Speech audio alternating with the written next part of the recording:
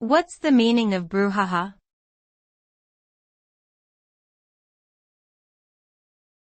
Brouhaha.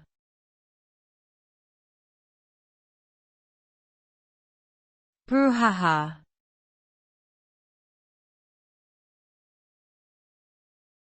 Brouhaha.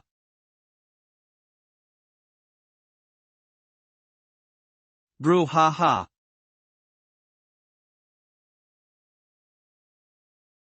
Brouhaha is a noun that refers to an uproar or commotion, often surrounding a controversial issue or event. The result of a brouhaha can vary widely depending on the context in which it occurs.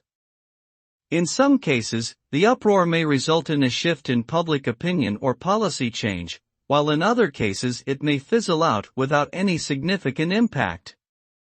Brouhahas can be fueled by a variety of factors, including media coverage, social media amplification, and the involvement of high-profile individuals or organizations. Overall, brouhahas tend to be short-lived and are often quickly forgotten once the news cycle moves on to other topics.